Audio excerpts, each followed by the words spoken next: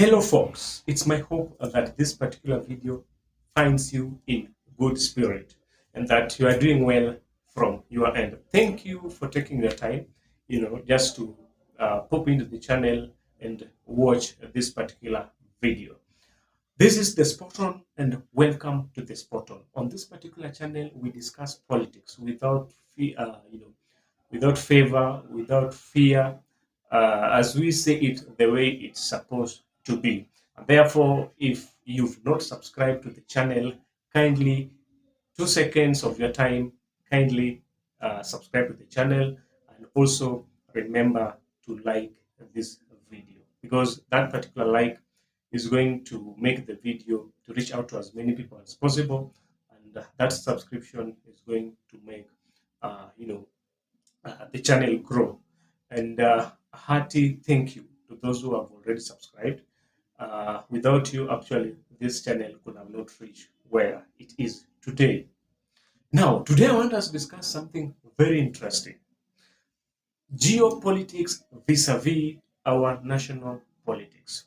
Why do I want to have this particular discussion today? It's because for the past 1 week, we've seen, since the Supreme Court, they made their pronouncement on the issue of LGBT. So many people, you've seen so many reactions from the citizens.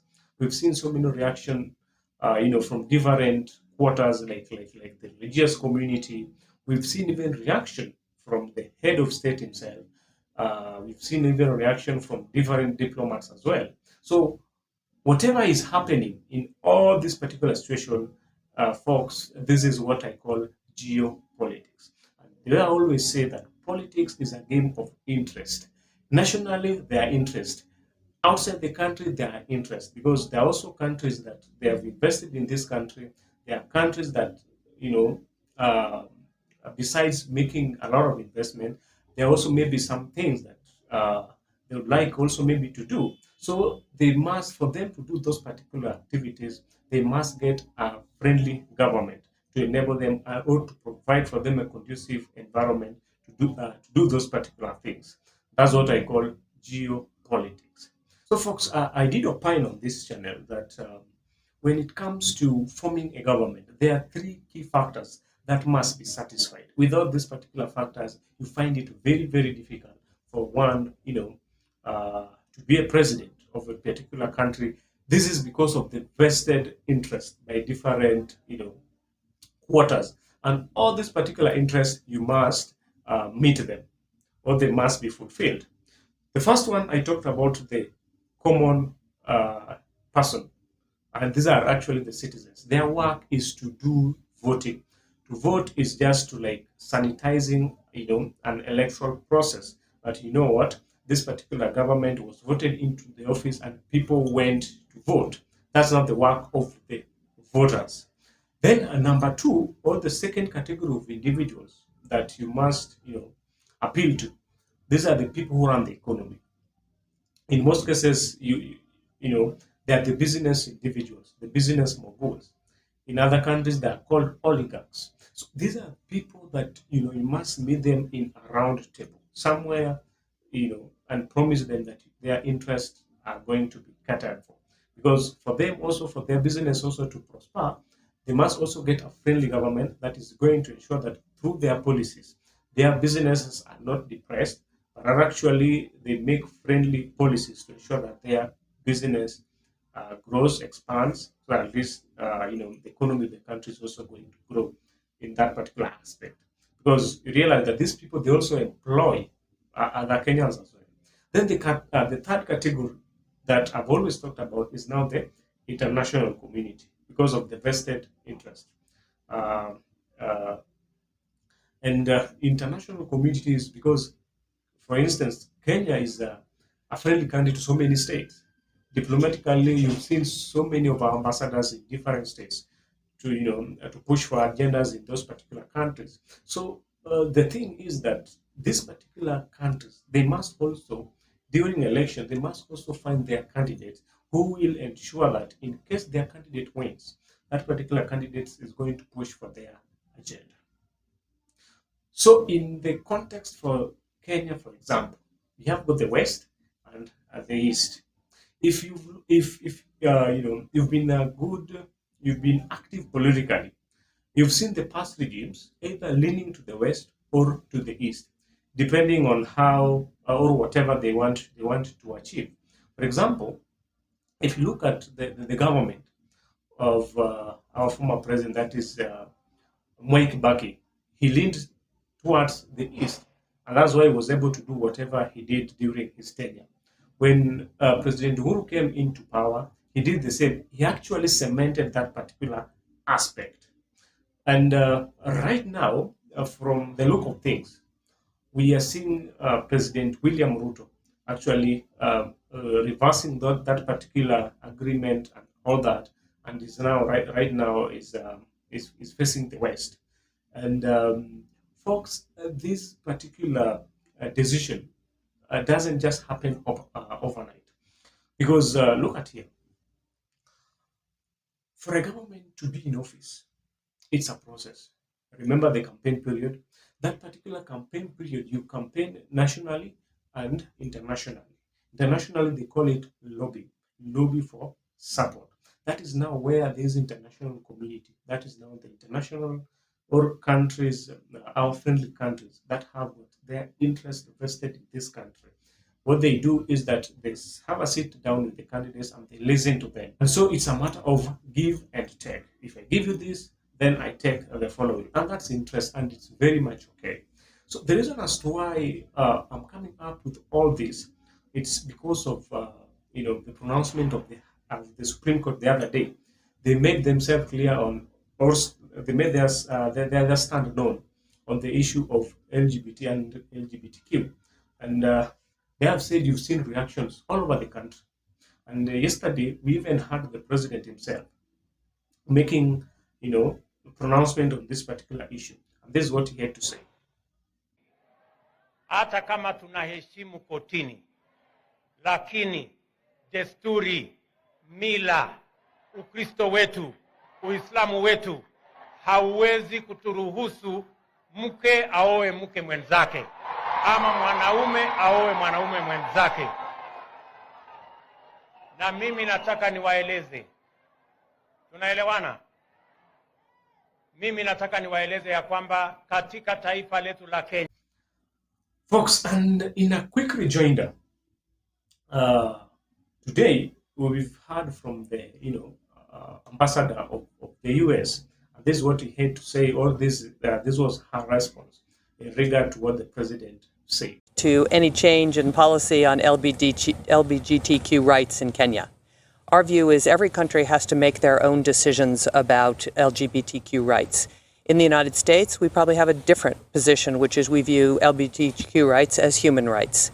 But we respect every country's point of view on what position they want to take on this, and we will respect that. But of course, our democratic values and the way we feel is different, and that's okay. Countries have differences. We have a very strong working relationship over many years, and I think the Kenyan government probably knows the U.S. perspective. In fact, I know they do, but we also respect Kenya's right on this particular issue.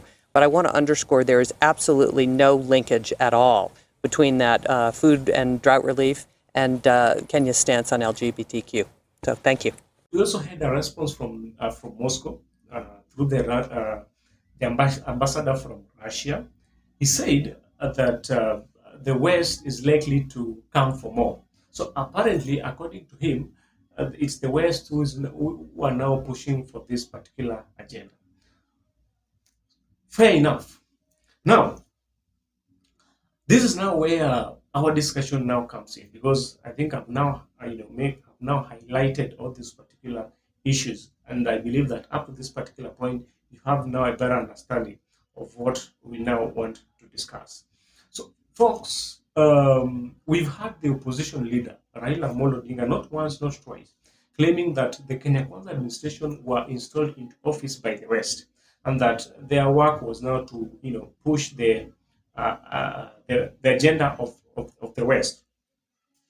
That is now countries like the UK, the US, name them, those European states. So that's what they were saying, that that's what he claimed, that their work was to push for their agenda. And folks, they have said that in politics, politics, something or things doesn't happen as a mere coincidence. If they happen with a reason, and when they happen, these are things that has been well orchestrated to happen. Folks, it's so true that from all the indications that countries from the West, they played a very critical role in ensuring that William Ruto is elected into office, and this is something that has been, revealing itself from time to time. And when this particular issue of the LGBTQ, when it came up, that particular mixed reaction, because most of the citizens, actually to a good percentage, they say that, what, as we don't want this particular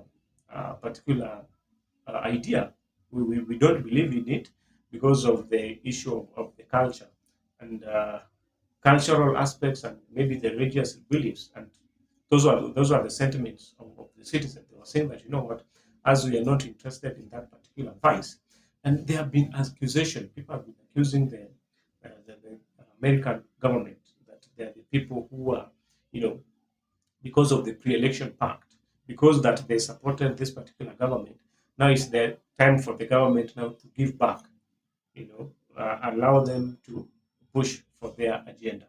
So, folks, what I'm trying to say in short is this: that in this particular different, political bloc, that is the West and the East, what makes them different is the political ideologies. When you look at the happenings of this particular events, the truth of the matter is that they are very timely, because the other day you saw uh, the First Lady of the United States coming into the country. When she arrived the following day, the court made the pronouncement, and then when she went back home or went back to US, you saw some aid coming in. So people are trying to make that particular link that, what, it's agenda from the West, and the West are now pushing. It's time for the president, to pay back on this particular issue. So, folks, personally, what I can say is that it's high time that the president needs to be on his own. He needs, however much the commitment that he made, it's now high time for him to be on his own and make or serve the interests of Kenyans. Let him not behave as a president who, instead of serving our interests, he wants to serve the interests for outsiders. You even heard from different ambassadors. I've talked about the Russian ambassador. He has said that the West, they'll come for more, they'll ask for more, and of course that's maybe one of the ways that they bargained. That if we support you, then in return you have to allow our agendas, into the country. So, folks, my clarion call is that the president needs to stand firm for Kenyans. He needs to serve at the country, because people are being brought up differently.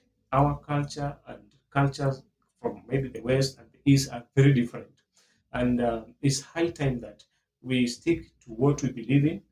And, because something being forced down your throat and it's not something that you believe in, most likely it's not something that many will take uh, easily.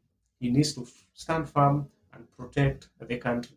Let him not be a puppet of, from any other court, be it the West, be it the East.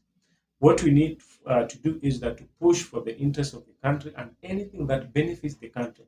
That's what the president needs to think about, instead of pushing, the agenda from different quarters. I don't know what you think. You let me know through the comment section. And thank you so much. If you have watched this video up to this particular end, thank you so much. And remember to subscribe.